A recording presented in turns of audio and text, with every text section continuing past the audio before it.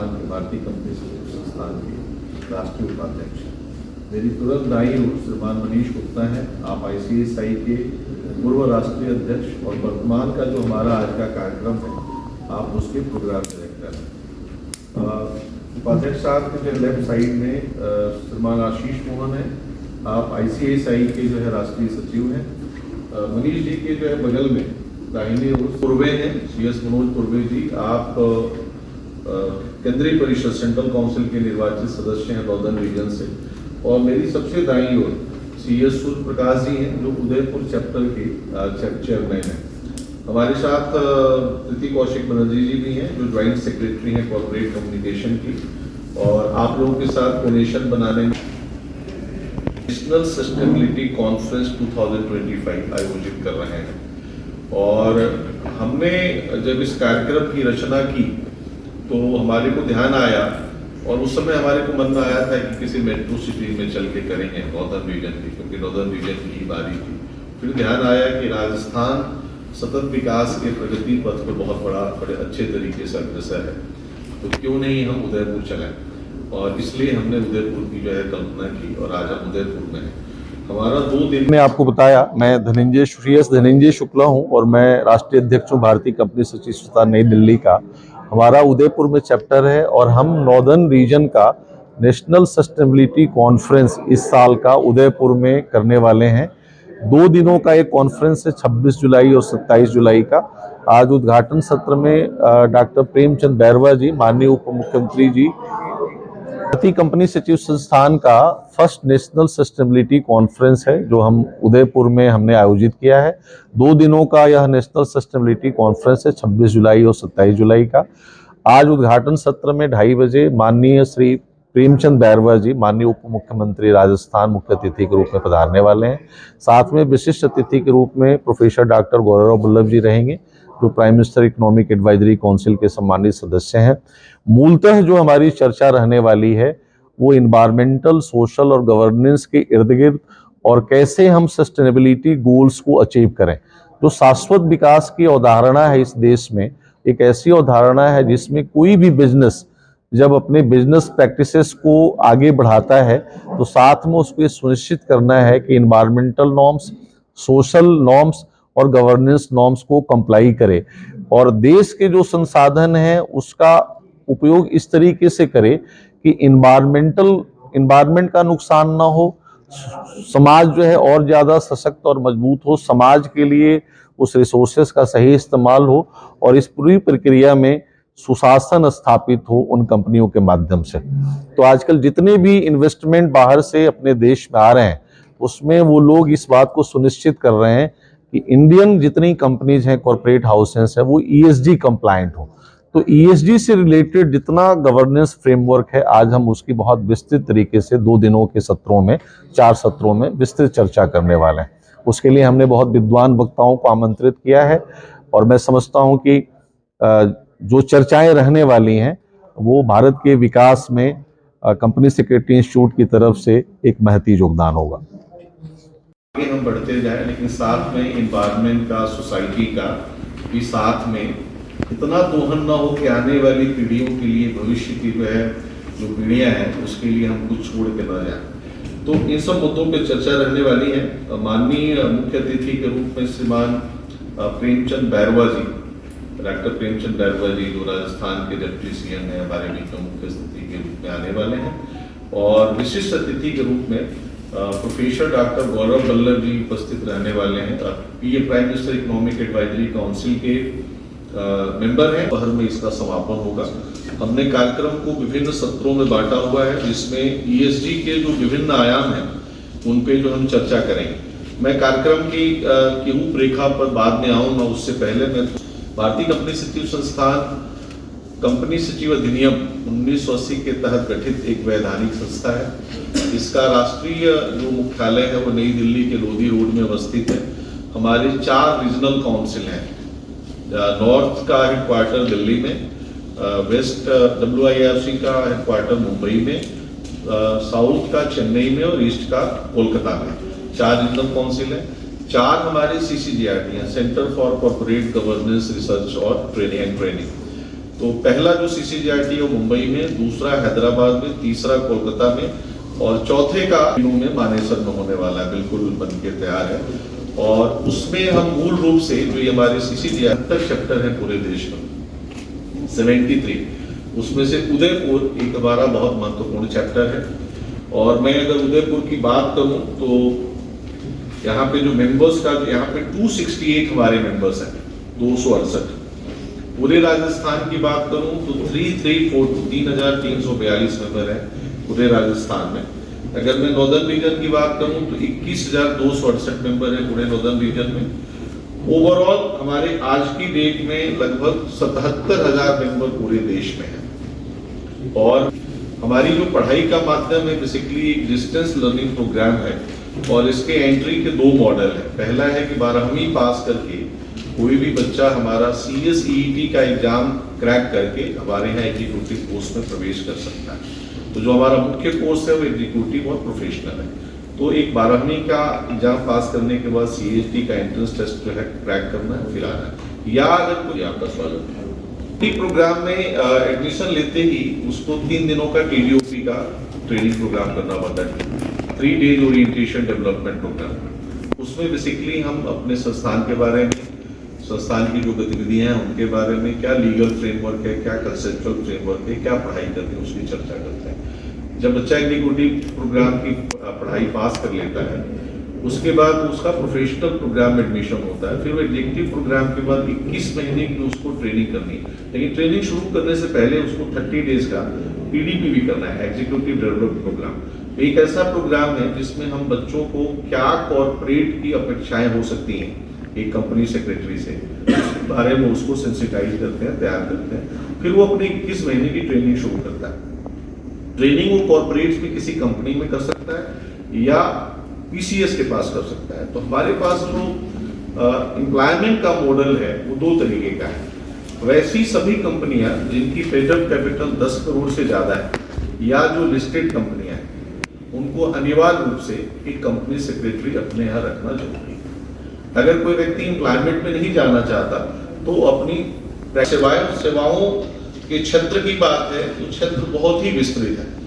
Companies act, SEBI से related जितने laws हैं, income tax, GST, labour laws, अनगिनत क्षेत्र हैं जिसमें कंपनी सेक्रेटरी की विशेष भूमिका है।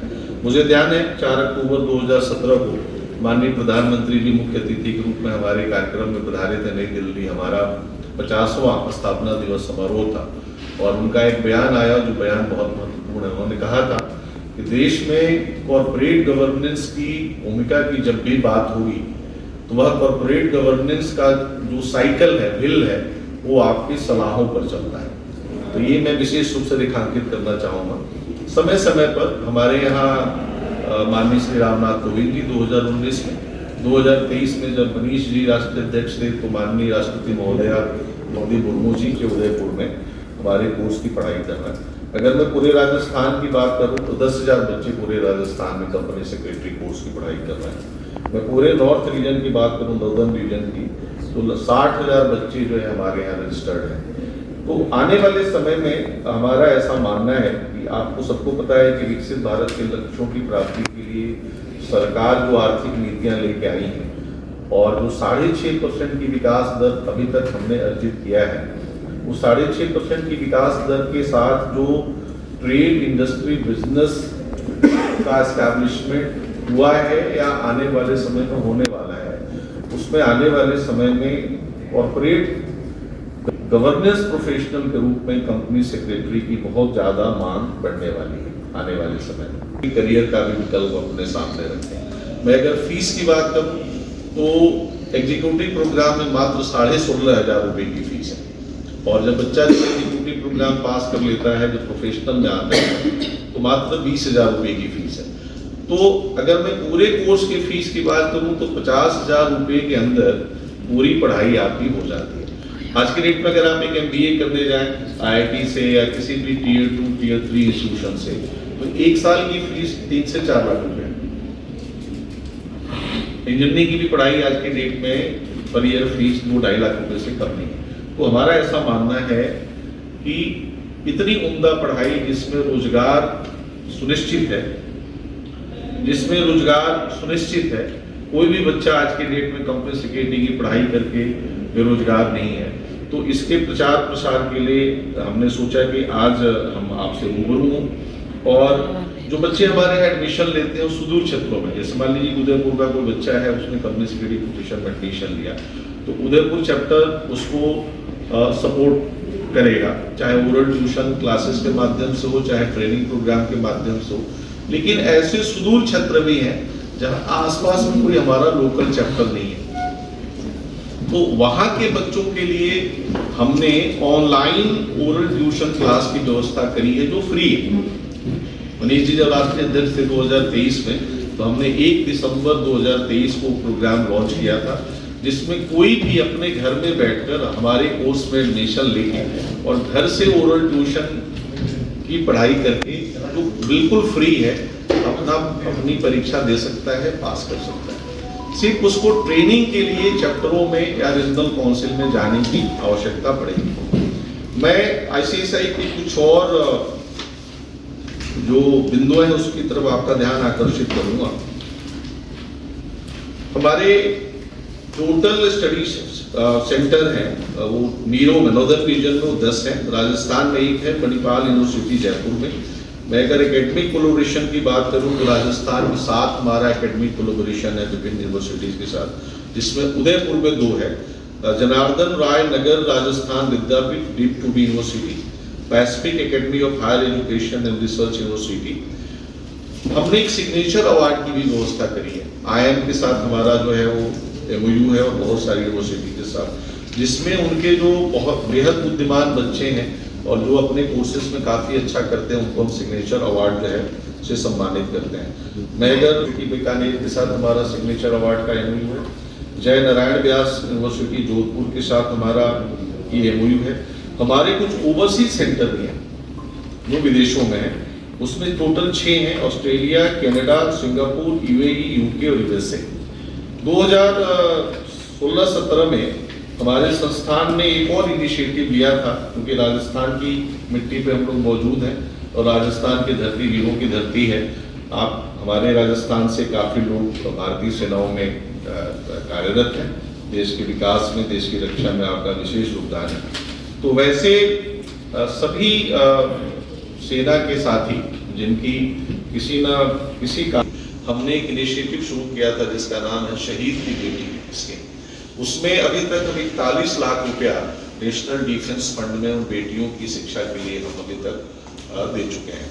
तो उसमें आइडिया ये था कि जो हमारे कार्यक्रम होते हैं उसमें हम पहले बुके प्रेजेंट करते थे, तो उस बुके वगैरह को हमने डिसकंटिन्यू कर दिया और उसके बदले में मोमेंटो और बुके की जगह हम सिर्फ सर्टिफिकेट देने लगे, और उस बुके और मोमेंटो की जो राशि हमने बचाई उसको हमने जमा करके अभी तक पिछले 8 वर्षों में हमने 41 लाख रुपया डोनेट किया है नेशनल डिफेंस फंड। और भी विभिन्न क्षेत्रों में भारतीय कंपनी सचिव संस्थान अपनी उल्लेखनीय सेवाएं दे रहा है। हमारा एक 2 साल का फुल टाइम मैरीटाइम रेगुलेशन और कंप्लायंस, हमने एक डेटा का एनालिसिस किया तो हमने पाया कि हमारा जितना एक्सपोर्ट और इंपोर्ट है वो लार्जली थ्रू मैरीटाइम रूट है, समुद्री रास्ते से, और उसमें उसके जितने विवाद हैं वो सारे आर्बिट्रेशन के थ्रू सॉल्व होते हैं। तो हमने कहा अपने लोगों को कि आप कंपनी सेक्रेटरीशिप का तो कोर्स कर ही रहे हैं, साथ में आप चाहें तो एक एक्सपर्टी डेवलप करने के लिए मैरीटाइम लॉ में आप ये MBA भी कर सकते हैं। UAE ICSI certificate course on UAE business manager हमने एक कोर्स लॉन्च किया है।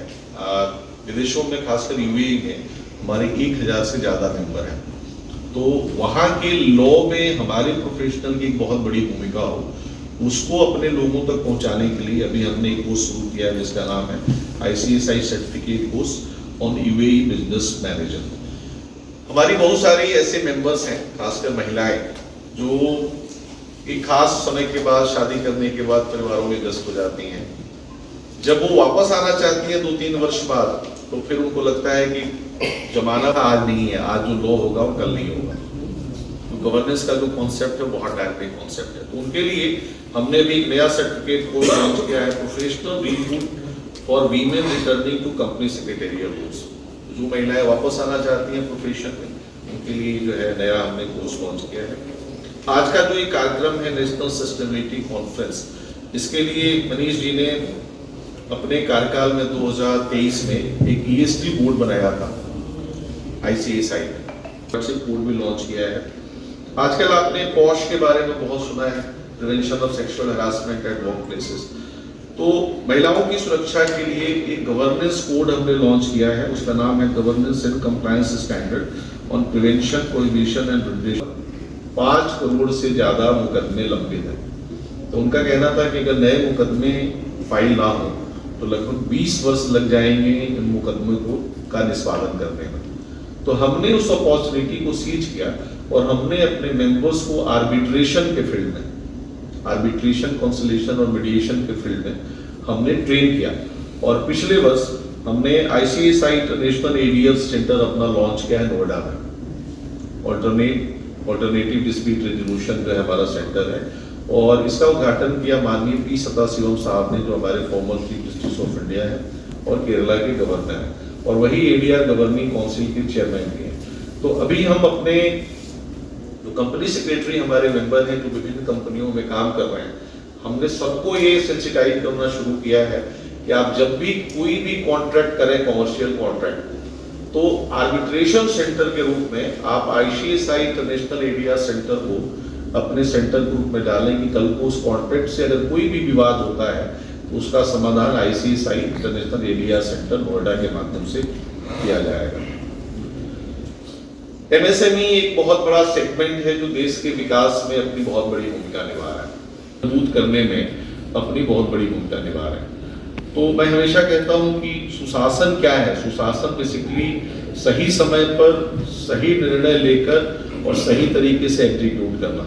तो जितनी कंपनियां हैं हमारी जिनका राष्ट्र के विकास में बहुत बड़ा योगदान है, उनके कॉर्पोरेट गवर्नेंस में भूमिका को समझने के लिए 2001 में ICSI ने नेशनल में मीडियम कंपनियों के सेगमेंट में, स्मॉल कंपनियों के सेगमेंट में हम कॉर्पोरेट गवर्नेंस अवार्ड देते हैं। उसकी एक बड़ी कड़ी और जटिल प्रक्रिया है नॉमिनेशन मंगा के उसको इवेलुएट करने की, और मनीष जी उस कमेटी के चेयरमैन है, corporate law and governance committee. इनके नेतृत्व में वो काम बहुत अच्छा है सामाजिक विकास के लिए। उन कंपनियों को भी अवार्ड देते हैं। इसके अलावा हम एक लाइफ टाइम अवार्ड देते हैं, लाइफ टाइम अचीवमेंट अवार्ड देते हैं वैसे लोग जिन्होंने राष्ट्र के विकास में कॉर्पोरेट सेक्टर से बहुत बड़ी भूमिका निभाई, उनको आइडेंटिफाई करके हम लाइफ टाइम अचीवमेंट अवार्ड भी देते हैं। ग्लोबल फ्रंट की मैंने आपसे बात करी कि Australia, Canada, Singapore, UAE, UK, USA में हमारे सेंटर हैं और ये सभी सेंटर बहुत अच्छे से काम कर रहे हैं। एक हमारा इंटरनेशनल कॉन्फ्रेंस होने जा रहा है 3, 4, 5 सितंबर 25 को ऑस्ट्रेलिया में, ऑस्ट्रेलिया के सिडनी में, और वहाँ भी हम सस्टेनेबिलिटी पे ही चर्चा करने वाले हैं, शाश्वत विकास पे। अभी हमने रिसेंटली सर्विस एक्सपोर्ट रिलेशन है और कंपनी सेक्रेटरी की भारत में कोई सेवाएं लेना चाहता है तो हम उसमें सर्विसेज एक्सपोर्ट प्रमोशन काउंसिल की जो है मदद लेंगे। अगर मैं एकेडमिक फ्रंट में आऊँ, थोड़े दिन की और मेरी ये प्रेस कॉन्फ्रेंस है आपके साथ, तो ग्रेजुएट और पोस्ट ग्रेजुएट डायरेक्टली हमारे प्रोफेशन में एडमिशन ले सकते हैं। जो 12वीं पास हैं वो अपना CSEET का एग्जाम क्रैक करके आ सकते हैं। हमने कुछ स्पेशल वेवर स्कीम भी निकाली है बच्चों के लिए। पहला तो जो Indian arm forces, paramilitary forces, Agniveer हैं, जो मार्टियर शहीदों के परिवार हैं, उनके लिए 100% फी वेवर है अगर कोई बच्चा हमारे एग्जीक्यूटिव प्रोग्राम में आना चाहता है। तो आप अपने अखबार में इस बात को हाईलाइट करिएगा, क्योंकि राजस्थान जो है ब्यूरो है। जो फिजिकली हैंडीकैप्ड कैटेगरी के बच्चे हैं उनको 2000 रुपये की जो है कंसेशन है फीस में। जो Andaman Nicobar, Lakshadweep, north eastern state, Himachal Pradesh के बच्चे हैं उनके लिए फीस में 50% की छूट है, और SC ST कैटेगरी के जो बच्चे हैं उनको 50% की जो है फीस में छूट है। कोई ऐसा बच्चा जो जिसको कहीं से कोई मदद नहीं मिल पा रही हमारी किसी भी स्कीम में, तो उसके लिए हमने स्टूडेंट एजुकेशन ट्रस्ट फंड बनाया हुआ है। तो वहाँ से वो हमारे पैरामीटर को फुलफिल करते हुए वहाँ से वो मदद ले सकता है। हमने एजुकेशनल लोन फैसिलिटी की भी व्यवस्था करी है केंद्रा बैंक के माध्यम से। कोई व्यक्ति जितना, वैसे तो हमारी फीस बहुत कम है, मैंने आपको बताया 50,000 से भी कम फीस है, कोई व्यक्ति लेकिन उसको भी वहन करने में सक्षम नहीं है, तो हम केनरा बैंक से हमारा टाई अप है, वहाँ से हम उसकी मदद करते हैं।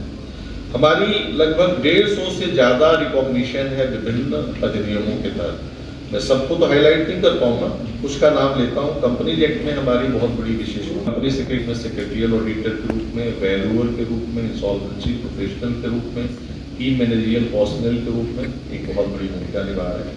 सेबी के का जो एलोडियार लॉ है, लिस्टिंग एंड अदर रेगुलेशन, उसमें 2015 वाले जो रेगुलेशन में कंपनी सेक्रेटरी की विशेष भूमिका है। और सेबी ने अभी 12 दिसंबर को securities and exchange board of India उसने एक सर्कुलर निकाला और कहा कि वैसी सभी कंपनियां जो लिस्टेड है, और लिस्टेड कंपनियों को अनिवार्य रूप से एक सेक्रेटरियल ऑडिटर रखना है। सेक्रेटरियल ऑडिट बेसिकली कंपनियों पे जितने कानून लागू हैं उन कानूनों का सही से अनुपालन हुआ कि नहीं उसका ऑडिट है बेसिकली। और सेक्शन 205 है कंपनीज एक्ट में, जो इन हाउस कंपनी सेक्रेटरी है उसके ऊपर भी कहता है कि आपको बोर्ड को लगातार बताना है कि जितने कानून आपके ऊपर लागू हैं उसका सही से कंप्लायंस हो रहा है। तो सेबी ने कहा कि जो भी जितने भी सेक्रेटरियल ऑडिटर हैं उनका अपॉइंटमेंट और शेयर होल्डर के द्वारा होगा 5 वर्षों के लिए, अगर वो प्रोप्राइटरशिप फॉर्म में प्रैक्टिस कर रहे हैं तो। और अगर उनकी पार्टनरशिप फॉर्म है तो 10 साल के लिए जो है 5-5 साल के 2 टर्म मिलेंगे। अभी वो सर्कुलर आया है। और सेबी कंपनी सेक्रेटरी की सेवाओं को लेकर बहुत ही सपोर्टिव है।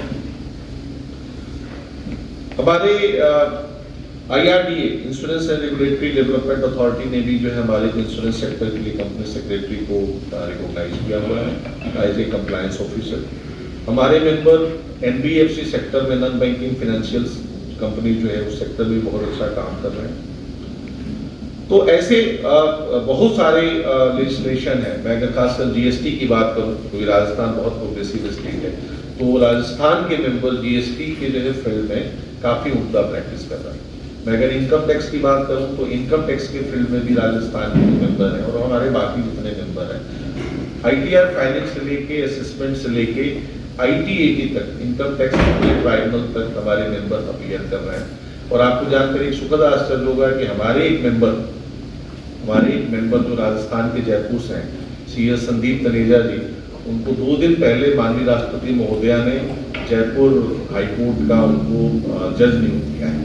तो हमारे मेंबर जुडिशरी में, IAS में, IPS में, IFS में भी सेलेक्ट होकर काफ़ी उम्दा काम कर रहे हैं। तो ये एक विस्तृत बातें थी भारतीय कंपनी सचिव संस्थान के बारे में। हमने जो 2 दिन का इस सत्र रखा वो इसलिए रखा कि राजस्थान का जो प्रोग्रेसिव फ्रेमवर्क है उसमें हम शाश्वत विकास के जो लक्ष्य हैं उसकी चर्चा करें। और राजस्थान के लोगों को तो फायदा हो ही, साथ में पूरे देश से काफ़ी डेलीगेट्स रजिस्टर्ड हैं, लगभग 2500 लोग वर्चुअल माध्यम से भी आज जुड़ेंगे। तो इस पर काफ़ी अच्छी चर्चा होने वाली है। आप सबसे भी निवेदन रहेगा कि आप उद्घाटन सत्र में शामिल हों। और अभी इन दिनों में देश में कॉर्पोरेट पब्लिक का पैसे को लेकर काफ़ी सारे स्कैम सामने आते हैं। आपने देखे होंगे काफ़ी सारे चंदा पुचर वाला इस टाइप से। और आपने सेबी की गाइडलाइंस की बात की। सेबी आए दिन रूल रेगुलेशन काफ़ी टाइट भी कर रहा है, बहुत सारी चीज़ें कर रही है, बहुत सारे ट्रेडर्स बाहर भी हुए हैं पिछले 1 साल के अंदर। तो कम से कम जब से ट्रम्प की पॉलिसी और स्टेटमेंट आया उसके बाद तो मार्केट की हालत बड़ी ख़राब हो गई। तो वहाँ पे भी शेयर्स को इन्फ्लुएंस करने की बातें आती हैं। जो इसको शेयर्स को इन्फ्लुएंस करने के लिए बड़े लेवल पे, जैसे अभी आप देख रहे हैं काफ़ी सारे अभी सेबी ने पेनल्टीज भी लगाई हैं। तो ये अवेयरनेस करने के लिए क्या चीज़ मतलब इसमें? तो सबसे पहले तो देखिए, एथिक्स हमारे करिकुलम का एक बहुत बड़ा हिस्सा है और बच्चों को अपने एथिकल कंडक्ट के लिए ट्रेनिंग के माध्यम से और करिकुलम के माध्यम से एथिक्स एंड गवर्नेंस हमारे यहाँ एक अनिवार्य पेपर है।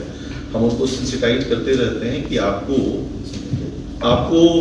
जब आप कंपनी सेक्रेटरी के रूप में कंपनियों में जाएं या as a practising company secretary आप अपनी सेवाएं दें, तो आपको बहुत एथिकल कंडक्ट हमेशा कॉन्फॉर्म करना है, उसी में रहना है आपको।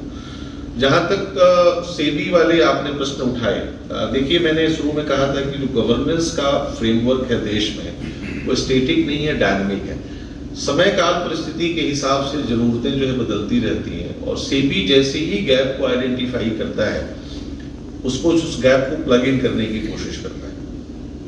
जहां तक कंपनी सेक्रेटरी की बात है, बोर्ड में उसकी क्या भूमिका है, तो हम आज कंपनी सेक्रेटरी को एक कॉर्पोरेट स्ट्रेटेजिस्ट के रूप में देख रहे हैं, जहां वो बोर्ड को हमेशा ही अपने स्ट्रॉन्ग स्किल सेट और उसका जो स्ट्रॉन्ग नॉलेज है उसके माध्यम से बोर्ड को सेंसिटाइज करता है कि आप जो भी ट्रांजेक्शन करने जा रहे हैं within the 4 corners of the law ही आपको कंडक्ट करना है।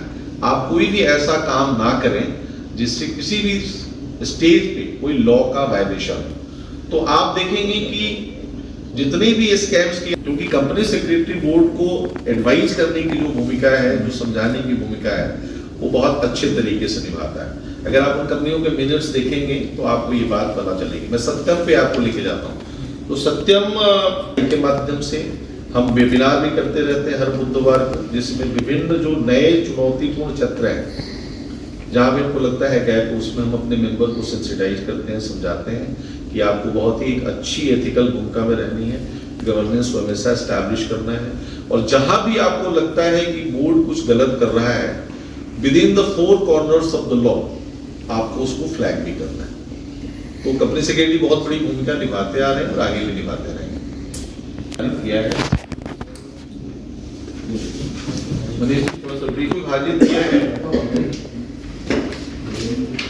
पहले environmental, social and governance redefining role of professional. ESD के फील्ड में गवर्नेंस प्रोफेशनल की क्या भूमिका हो, कंपनी सेक्रेटरी की क्या भूमिका हो, पहले सत्र में उसकी चर्चा करेंगे। दूसरे सत्र में क्लाइमेट गवर्नेंस की बात करने वाले हैं। आप देख रहे हैं जो सी राइज का, जो सी लेवल का जिसमें राइज हो रहा है या ग्लेशियर की मेल्टिंग हो रही है, आप इंडिया में एक्सट्रीम वेदर कंडीशन देख रहे हैं, गर्मी हो रही है तो काफी गर्मी, ग्लोबल वार्मिंग, इन सब मुद्दों पर चर्चा करेंगे। जो तीसरा सत्र है वो ईएसडी के फील्ड में आर्टिफिशियल इंटेलिजेंस की क्या भूमिका होगी उसमें रखेंगे। और जो चौथा और अंतिम सत्र है वो stewardship, governance and sustainable and inclusive growth है। जो स्टीवर्डशिप बोर्ड की जो मैं बात कर रहा था, that is basically the post graduate और ग्रेजुएट बच्चा आपके साथ जुड़ सकता है इन एनी स्ट्रीम या पर्टिकुलर कॉमर्स का बच्चा जुड़ेगा? म्यूजिक को हमने any stream, in any science, commerce, arts. मेरी जो जानकारी है फाइन स्ट्रीम और फाइन आर्ट्स और म्यूजिक का बच्चा हमने अलाउ नहीं किया है। साइंस, आर्ट्स, कॉमर्स, मैं खुद साइंस बैकग्राउंड का 12वीं तक पढ़ा हूँ। There is no age limit. Member बनने की एज लिमिट है, 21 वर्ष से पहले आप मेंबर नहीं बन सकते, आप कभी भी सकते हैं। और दूसरे कोर्स होते हैं उसके अंदर कोई ऑलरेडी वर्किंग, जिसको ऑब्वियसली ऑलरेडी वर्किंग कोई है तो उसके लिए इंटर्नशिप वगैरह ऑफिस से कुछ होती है ऐसा? अपने प्रश्न को दोहराएंगे। कोई ऑलरेडी वर्किंग है, जैसे एग्जीक्यूटिव पोस्ट भी है ना इसमें, तो इसमें जब वो ऑलरेडी एग्जिस्टिंग कंपनी में है तो कोई जो प्रैक्टिकल या इंटर्नशिप वगैरह का भी पीरियड रहता है क्या इसमें? तो हमारा institute of cost and works accountant के साथ एक एमओयू है। अगर पहले से कोई आईसीडब्ल्यूए है तो एक सर्टेन पेपर्स का एग्जम्पशन हमारे कोर्स में है। कोई लॉ, उसके लिए कुछ एग्जम्पशंस हैं। कोई मास्टर इन कॉमर्स है, एमकॉम है, 3 साल का अगर किसी का सुपरवाइजरी एक्सपीरियंस है तो ट्रेनिंग से हम उसको एग्जम्पशन देते हैं। और लगभग 70 वर्ष के हैं। शॉर्ट सर्विस से भी बहुत लोग आ रहे हैं। शॉर्ट सर्विस से भी काफी लोग आ रहे हैं। एडमिशन के लिए कभी भी आ सकते हैं, लेकिन मेंबर बनने के लिए 21 वर्ष से। कंपटीशन को एक लिमिट टाइम में ले जाने के लिए इंस्टीट्यूट की क्या स्ट्रेटजी रहती है, स्ट्रक्चरल? मैं समझता हूं कि जितने खासकर पर्टिकुलरली माननीय सर्वोच्च न्यायालय और हाई कोर्ट आजकल जितने कॉमर्शियल मैटर्स आ रहे हैं उसमें उनका फोकस यही रहता है कि इसको कोर्ट के द्वारा ना सेटल करके आर्बिट्रेशन के माध्यम से, आप मीडिएशन के माध्यम से, कंसोलिडेशन के माध्यम से आप उसको निपटाइए। जिसकी बेंच जो है वो जयपुर में है। आर्बिट्रेशन तो आप यहाँ पे बैठ के भी कर सकते हैं। Arbitration is the process through which one mediator would be appointed and वो मीडिएटर आपकी सुलह कराएगा दोनों पार्टीज के बीच में। तो अभी एक नया रूल आया है जिसके थ्रू जितने भी कमर्शियल डिस्प्यूट्स हैं वो पहले आर्बिट्रेशन में रेफर होंगे, मीडिएशन में रेफर होंगे, फिर उसके बाद ही कोर्ट में जा पाएंगे। पहला प्रयास सेटल करने का आर्बिट्रेशन और कंसिलिएशन के थ्रू करना है, then only it can be referred to the high courts और सुप्रीम कोर्ट। इंस्टीट्यूट भी नहीं है, बच्चा गाइड नहीं कर पाता है, उसको मटेरियल तो आप आ जाता है ऑनलाइन, लेकिन तो आप थोड़ा सा लेट पहुंचे थे। मैंने उस प्रश्न का जवाब पहले दिया था कि जितने भी हमारे चैप्टर्स हैं, जैसे उदयपुर चैप्टर है, वहाँ ट्रेनिंग की भी व्यवस्था है, जो बेसिक ट्रेनिंग है GDOP, और चैप्टर ओरल ट्यूशन क्लासेस भी चलाते हैं। अगर कोई किसी भी कारणवश मान लीजिए कि sufficient number of student chapter के पास नहीं आए, तो हमने सेंट्रलाइज ऑनलाइन ओरल ट्यूशन की व्यवस्था करी हुई है। जो जून, हमारे 2 बार एग्जाम होते हैं, जून और दिसंबर में एग्जीक्यूटिव और प्रोफेशनल के, उसके लिए सेंट्रलाइज क्लासेस हम ऑनलाइन मोड में चला